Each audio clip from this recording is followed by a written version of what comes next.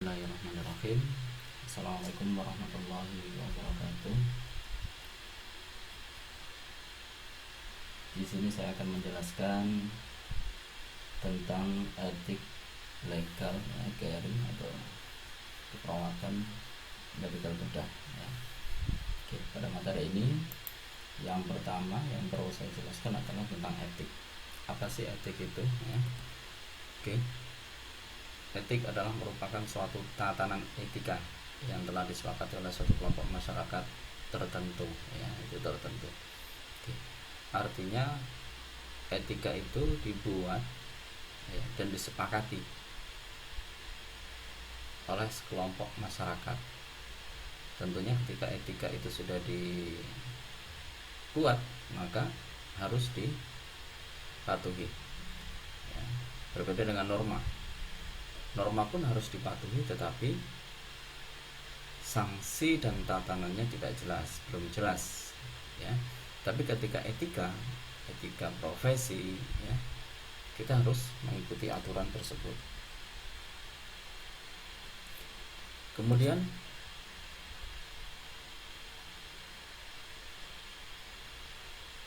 pola aturan atau disebut dengan etik itu adalah pola aturan, tata cara, tanda atau pedoman etis dalam melakukan suatu kegiatan atau pekerjaan. Artinya etik itu digunakan sebagai aturan yang harus dilakukan. Sebagai contoh, sebagai seorang perawat, kode etiknya adalah tidak boleh menyebarluaskan informasi tentang pasien kecuali diminta sebagai hukum, diminta sebagai bukti dalam persidangan. Artinya kita tidak boleh menyebarluaskan informasi tentang pasien kepada orang yang tidak memiliki kepentingan. Ketika kita tahu ada seorang pasien yang memiliki kecacatan tertentu, kemudian kita setelah bekerja menceritakan pada orang lain, itu adalah tidak diperbolehkan. Dan itu ada etiknya. Etika adalah peraturan atau norma yang dapat digunakan sebagai acuan bagi perlakuan seseorang yang berkaitan dengan tindakan yang baik dan buruk. Itu ada acuan, sebagai acuan untuk kita melakukan tindakan baik atau buruk, yang dilakukan seseorang dan merupakan suatu kewajiban dan tanggung jawabnya. Ketika kita sudah masuk sebagai profesi keperawatan, maka kita harus mengikuti kode etik yang telah disepakati. Kita harus mengikuti acuan yang telah disepakati oleh profesi kita. Etika keperawatan,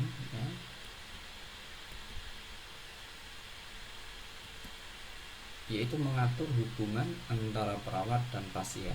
Kemudian profesi keperawatan memiliki kontrak sosial dengan masyarakatnya. Yang pertama, mengatur hubungan antara perawat dan pasien. Ini kode etiknya adalah sebatas kita melakukan perawatan kepada pasien dengan semaksimal mungkin. Ketika hubungan perawatan itu selesai, artinya pasien itu sembuh, pulang, maka tidak masuk dalam kategori etika keperawatan lagi. Artinya apa yang kita sampaikan kepada pasien, kita harus sesuai dengan standar operasional prosedur yang telah ditetapkan oleh organisasi profesi dan juga oleh rumah sakit di mana tempat perawat bekerja. Kemudian profesi perawatan memiliki kontrak sosial dengan masyarakat. Di sini artinya apa? Ketika perawat itu selesai tugasnya dari rumah sakit, itu memiliki kontrak sosial. Kontrak sosial ada di dalam lingkungan. Lingkungannya bagaimana dia memberikan contoh. Sebagai perawat tenaga kesehatan harus bisa memberikan contoh. Sebagai contoh kecil adalah untuk lingkungan yang sehat itu seperti apa, hidup yang sehat itu seperti apa. Itu adalah peran dari seorang perawat. Selanjutnya etika keperawatan. Norma-norma yang dianut perawat dalam bertingkah laku dengan pasien, keluarga, kolega, atau tenaga kesehatan lainnya di suatu pelayanan keperawatan yang bersifat profesional. Nah, memang etika perawatan ini dibuat untuk mengatur hubungan antara perawat dengan pasien secara langsung, dengan keluarga pasien, teman sejawat, ataupun tenaga kesehatan lainnya. Artinya di sini diberikan batasan-batasan sejauh mana kita harus berhubungan dengan orang lain sehingga tetap menjaga keprofesionalan kita sebagai perawat. Perilaku etik akan dibentuk oleh nilai-nilai dari pasien, ya, perawat, dan interaksi sosial dalam lingkungannya. Artinya perilaku kita di rumah sakit bertemu dengan pasien itu akan dibentuk oleh nilai-nilai, ya, yang berasal dari pasien, perawat, dan interaksi sosial dalam lingkungan, ya. Disitulah dibentuk perilaku etik kita, ya. Sehingga kita harus tetap menjaga sebagai perawat perilaku etik yang baik, ya. Kemudian kalau kode etik keperawatan adalah merupakan suatu pernyataan komprehensif dari profesi yang memberikan tuntutan bagi anggotanya dalam melaksanakan praktik keperawatan baik yang berhubungan dengan pasien, keluarga, masyarakat, teman jawab, diri sendiri, dan tim kesehatan lainnya. Jadi lebih luas lagi kode etik, mengatur segala sesuatunya, ya, agar kita tetap dalam jalan sebagai praktik keperawatan yang profesional. Fungsi dari kode etik dibuat oleh organisasi adalah untuk memberikan dasar dalam mengatur hubungan antara perawat, pasien, tenaga kesehatan lainnya, masyarakat, dan profesi perawatan, ya, supaya hubungan kita dengan lingkungan tempat kerja kita itu tetap profesional, ya, tidak ada hubungan emosional tetapi hubungan yang profesional, ya. Kemudian memberikan dasar dalam menilai tindakan keperawatan. Fungsi yang lain adalah membantu masyarakat untuk mengetahui pedoman dalam melaksanakan praktik keperawatan. Artinya apa? Dengan adanya kode etik keperawatan, masyarakat akan menjadi tahu batasan-batasan mereka berhubungan dengan tenaga kesehatan, khususnya perawat, ya. Sehingga mereka tahu pedoman yang harus mereka ikuti, apa hak mereka, apa kewajiban mereka, gitu. Selanjutnya adalah menjadi dasar dalam membuat kurikulum pendidikan keperawatan, ya. Karena dengan adanya kode etik keperawatan, ya, akademik akan mengikuti kurikulumnya, ya, terhadap kode etik keperawatan yang sudah dibuat. Artinya akademik tidak akan pernah keluar dari kode etik keperawatan yang telah disepakati bersama. Prinsip-prinsip dalam etika keperawatan yang pertama adalah autonomi. Autonomi di sini adalah memberikan kewenangan, ya, penuh kepada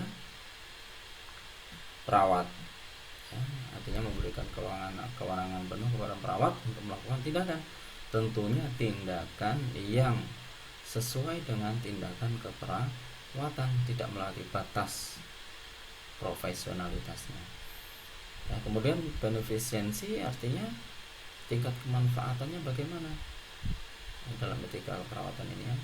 Tingkat kemanfaatannya ketika kita melakukan tindakan bisa memberikan manfaat atau justru akan merugikan orang lain, merugikan pasien, merugikan teman sejawat, atau bahkan merugikan tim kesehatan yang lain. Justice, ya, artinya memberikan keadilan, ya. Memberikan keadilan kepada siapapun yang berhubungan dengan lingkungan kesehatan. Tidak hanya memberikan keadilan kepada pasien, tapi juga memberikan keadilan kepada teman sejawat. Jangan sampai hanya karena perbedaan ide, pemahaman akan membuat masalah, ya, bagi tenaga kesehatan yang lain. Nanti kita tetap adil. Andaikan kita adalah sebagai kepala ruangan, maka berikan keadilan sesuai dengan kemampuan dan jobdesknya masing-masing. Kemudian veracity. Paresthesia merupakan prinsip moral di mana kita mempunyai suatu kewajiban ya untuk mengatakan yang sebenarnya atau tidak membohongi orang lain atau pasien. Artinya kita harus menyampaikan apa adanya. Sebagai contoh, pasien terdiagnosa penyakit HIV, maka pasien tersebut harus tahu, sampaikan dengan apa adanya, tidak perlu ditutupi.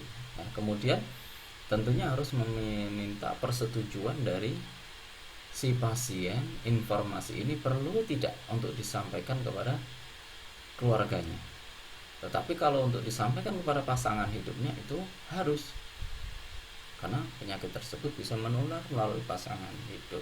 Nah, itu ya. Nah, artinya sampaikan yang sejujurnya tanpa harus menutupi atau membatasi informasi kepada pasien. Kemudian menepati janji ya. Kerahasiaan. Nah, kerahasiaan ini artinya itu tadi, apabila ada pasien yang terdiagnosa HIV, maka cukup pasien dan pasangan yang wajib untuk mengetahuinya. Keluarga apabila pasien menyetujui, memberikan izin, maka baru dijelaskan kepada orang lain. Tetapi apabila pasien tidak menyetujui, maka tidak boleh disampaikan. Kemudian tidak merugikan apa informasi yang kita berikan ya. Informed consent. Ya, dengan informed consent artinya segala tindakan yang kita lakukan kepada pasien maka kita harus dapat persetujuan dari si pasien atau keluarga. Kalau si pasien masih sadar, bisa diajak komunikasi, bisa kita minta informed consent kepada mereka. Sedangkan apabila keluarga atau pasiennya sudah tidak sadarkan diri, ya maka kita harus konfirmasi informed consentnya kepada keluarga agar tindakan yang kita lakukan itu tetap berada di bawah hukum. Nah, ada payung hukumnya ketika kita melaksanakan tindakan ya. Legal adalah sah menurut hukum yang berlaku, sudah terjamin tidak bersengketa. Artinya tindakan yang kita lakukan kepada pasien itu sudah legal ya. Artinya sudah memiliki payung hukum yang jelas ya, tidak ada sengketa, sehingga kita punya kesempatan untuk melakukan tindakan yang sesuai dengan profesi kita. Legal keperawatan, aspek aturan keperawatan yang dalam memberikan asuhan keperawatan sesuai lingkup wewenang dan tanggung jawab pada berbagai tatanan pelayanan termasuk hak dan kewajibannya. Nah, ini itu tadi ya, kita melakukan atau tindakan asuhan keperawatan sesuai dengan lingkup dan wewenang tanggung jawab kita sebagai perawat. Tidak boleh melebihi sebagai tanggung jawab kita sebagai perawat, dan kita juga harus melaksanakan kewajiban kita dan juga menerima hak apa yang semestinya menjadi hak seorang perawat. Oke. Aspek legal dalam praktik keperawatan tercantum dalam Undang-Undang Nomor 23 Tahun 1992 tentang kesehatan ya. Kemudian Peraturan Pemerintah Nomor 32 Tahun 1996 tentang tenaga kesehatan. Kemudian Kemenkes Nomor 1239 Tahun 2001 tentang registrasi dan praktik perawat ya. Ini adalah aspek legal dalam praktik keperawatan, sehingga kita punya payung hukum, tidak sembarangan dalam melakukan tindakan. Masalah legal dalam keperawatan KMB adalah biasanya kelalaian ya. Kelalaian ini contohnya ketika kita melakukan tindakan ada informed consent yang tidak kita sampaikan kepada pasien. Nah, ini kelalaian. Kita tidak boleh memasang kateter, kita harus minta izin. Kalau si pasien mengizinkan, keluarga mengizinkan, maka tindakan dilanjutkan. Kemudian pencurian, nah, jangan sampai kita bekerja juga ya, menyalahi aturan yang telah ditetapkan. Kita tidak boleh melakukan pencurian, dalam hal ini adalah barang-barang milik pasien. Fitnah, kemudian ada false imprisonment ya. Ini adalah tindakan memaksa pasien ya. Artinya kita nggak boleh memaksa pasien. Sebagai contoh, kasus pasien merasa tidak nyaman ya ketika yang memasang kateter adalah lawan jenis, maka kita tidak boleh memaksakan. Contoh, pasiennya perempuan ya, gadis, kemudian perawatnya adalah laki-laki. Nah, kalau dia tidak merasa nyaman, maka dia berhak untuk menolak, dan sebagai perawat tidak boleh memaksakan hal tersebut. Kemudian penyerangan, pelanggaran privasi, penganiayaan. Landasan asal legal keperawatan adalah kita baru dinyatakan sebagai perawat ketika kita sudah lulus uji kompetensi. Dengan uji kompetensi berarti kita sudah dinyatakan layak untuk melaksanakan tindakan keperawatan di rumah sakit atau layanan yang lain ya. Saya contoh adalah surat tanda registrasi yang harus dimiliki ya. Sebagai seorang nurse, kita harus memiliki surat tanda registrasi STR. Kemudian kalau dulu masih ada yang namanya surat izin perawat. Kalau ingin melakukan praktik mandiri, maka kita harus punya surat izin praktik perawat ya. Caring ya. Nah, ini materi selanjutnya adalah caring. Caring merupakan komitmen moral untuk melindungi, mempertahankan, dan meningkatkan martabat manusia. Ini adalah menurut Jim Watson ya, salah satu teorinya tentang caring ya. Komitmen kita untuk memberikan pelayanan keperawatan kepada pasien. Suatu tindakan moral atas dasar kemanusiaan sebagai suatu cerminan perhatian, perasaan empati, bukan simpati ya, empati dan kasih sayang kepada orang lain. Dilakukan dengan cara memberikan tindakan nyata kepedulian yang menaikkan kualitas dan kondisi kehidupan orang tersebut ya. Artinya dalam melakukan tindakan kita harus memberikan perhatian ya.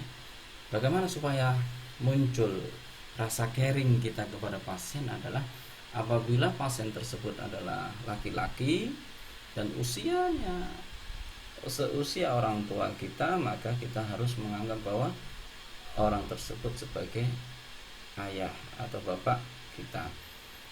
Apabila ada ibu-ibu yang seusia dengan orang tua kita, juga kita harus menganggap dia adalah ibu kita, saudara kita, adik kita, kakak kita. Artinya dengan begitu kita akan melakukan tindakan keperawatan seprofesional mungkin, karena kita tidak ingin keluarga kita pun dirawat dengan sembarangan. Oke.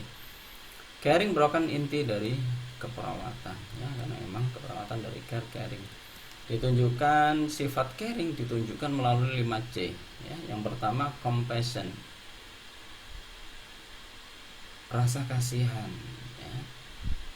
Kita harus punya rasa kasihan kepada pasien, kondisi pasien ya, karena mereka dalam keadaan yang sakit ya.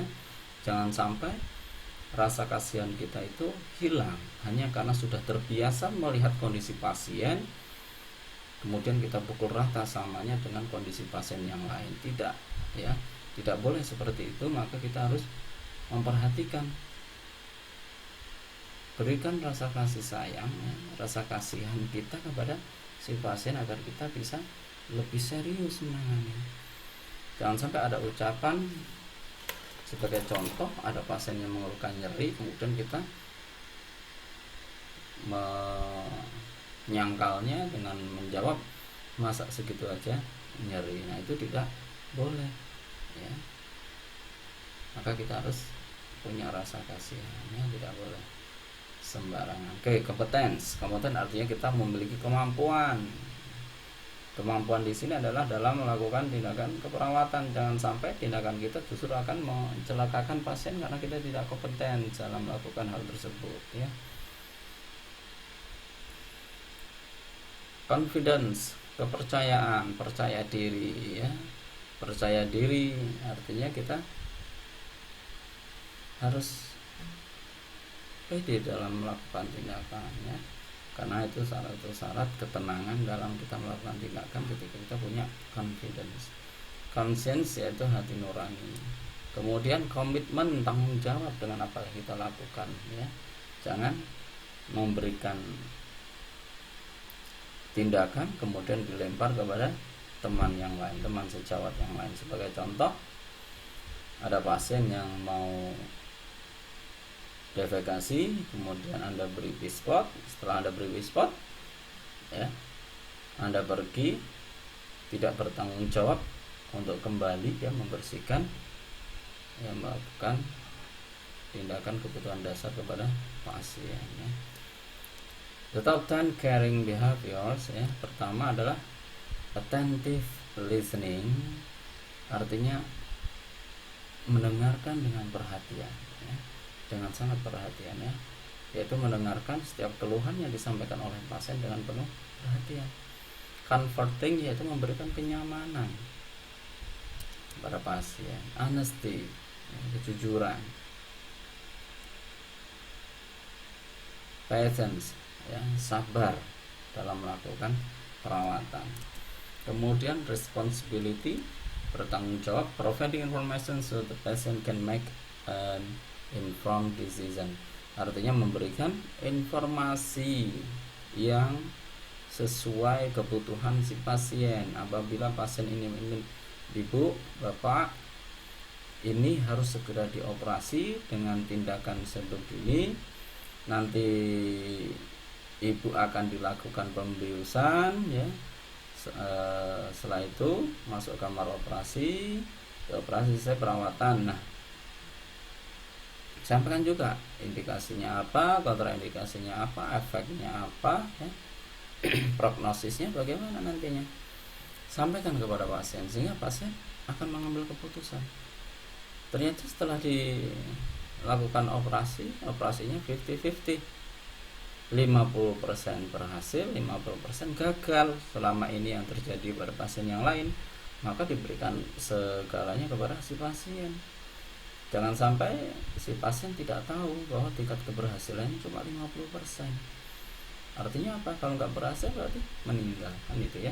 Maka harus dijelaskan dengan jelas-jelasnya. Touch, artinya kita sentuhan, ya, memberikan sentuhan.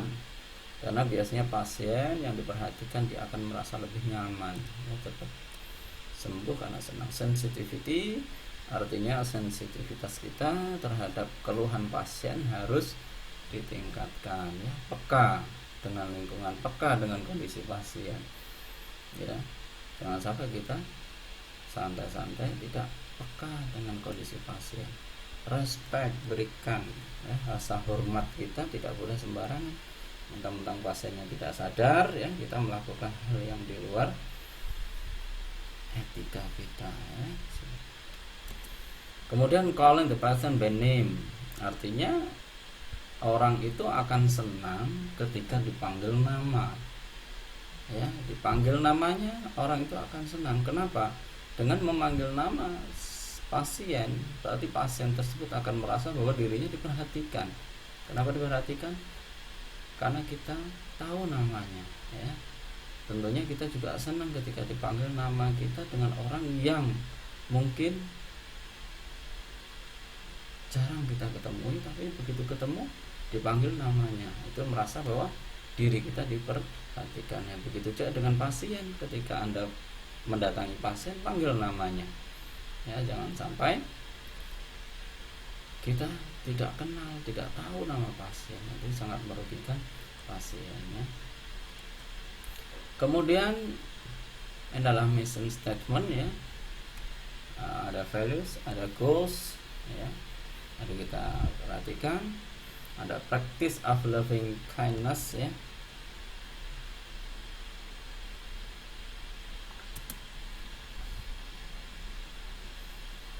Artinya kita harus melatih, ya, rasa cinta dan kepedulian kita. Practice of loving kindness, ya, melatih rasa cinta dan kepedulian kita.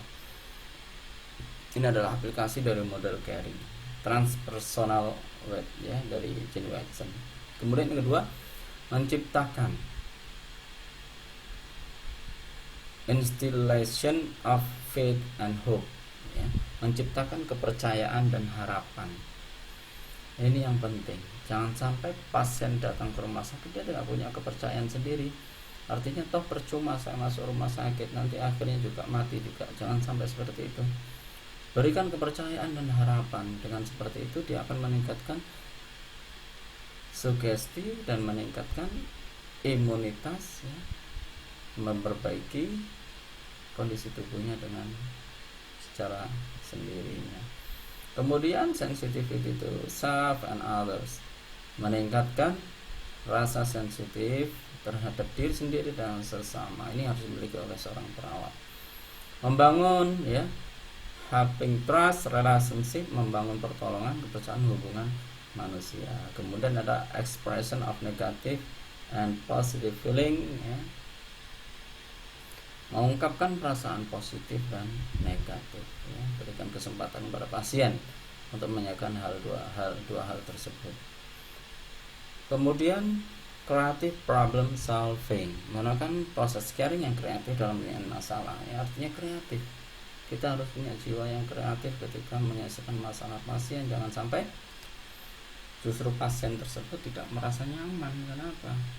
Karena kita kaku, ya, tidak mengikut, tidak ada kreatifnya sama sekali. Kemudian teaching learning, ya, artinya kita mengajar dan belajar. Nah, kita sama-sama sebagai seorang perawat pun masih perlu untuk belajar. Kita bisa belajar dari pasien, ya. Soul care for self, ya, mengutamakan aspek spiritual dan keyakinan untuk penyembuhan. Kemudian assisting with basic needs, menyediakan caring berdasarkan kebutuhan dasar manusia, artinya membantu kebutuhan dasarnya, ya. Ada beberapa pasien yang sudah tidak mampu untuk melakukan kebutuhan dasar, maka kita berkewajiban untuk membantunya. Kemudian yang terakhir adalah creating a healing environment, menciptakan lingkungan yang menyembuhkan, artinya apa, yang terapeutik. Ketika kita akan merasa lebih nyaman ketika lingkungan kita bersih, lingkungan kita nyaman, lingkungan kita indah, ya, sehingga akan memberikan rasa pasien itu ketenangan, ya. Dengan ketenangan tersebut pasien akan merasa lebih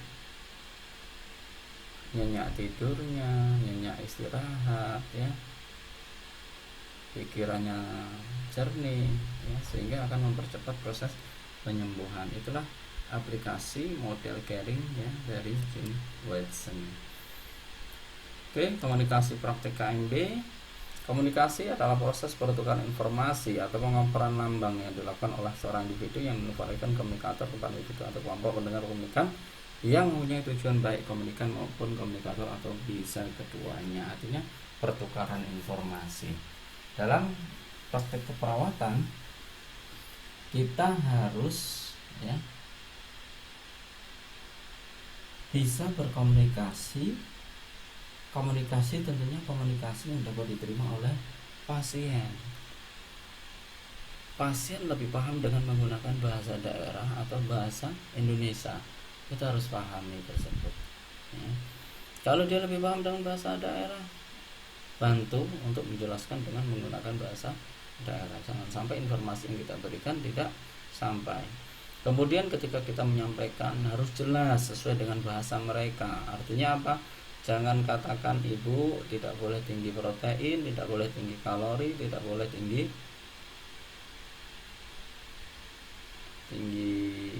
ya natrium atau yang lain, ya. Terus maka harus sampaikan, ibu hindari makanan yang berlemak, ya, hindari makanan yang asin, ya.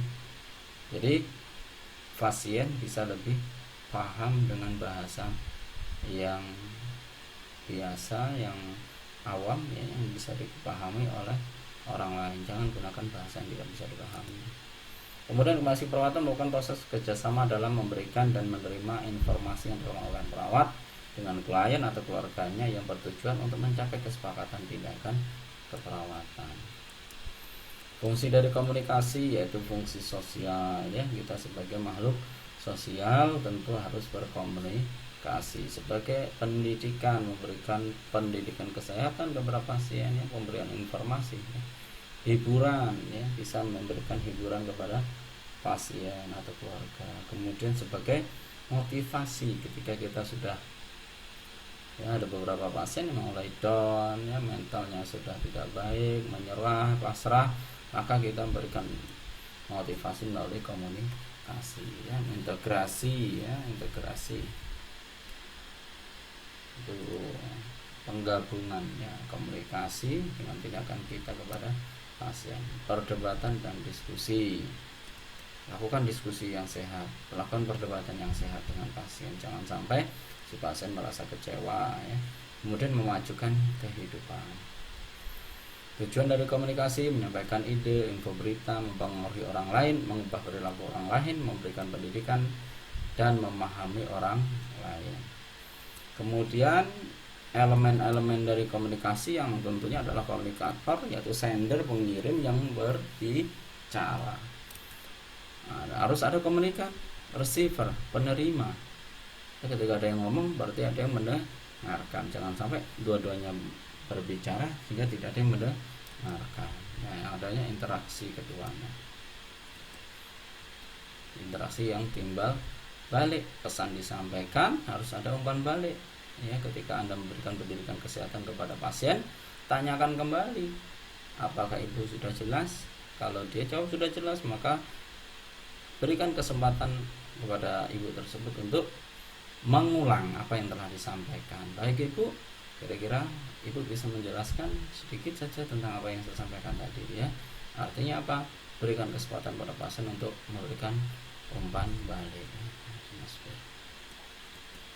Bentuk komunikasi ada komunikasi verbal. Nah, komunikasi verbal inilah, ya, apa yang kita sampaikan melalui mulut kita, jangan sampai komunikasi verbal kita yang bermasalah sehingga pasien tidak bisa memahami. Kemudian komunikasi nonverbal seperti sentuhan, ya, postur, gestur tubuh kita, ya, gestur tubuh kita berbicara dengan pasien itu penting. Jangan sampai pasien merasa tersinggung karena tidak diperhatikan, karena gestur kita merasa tidak nyaman.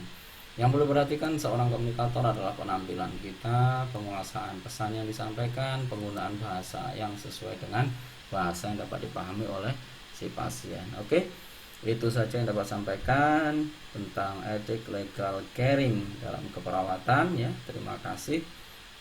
Semoga bermanfaat, tetap jaga kesehatan, ya. Nanti kita dilanjutkan dengan diskusi. Terima kasih. Assalamualaikum warahmatullahi wabarakatuh.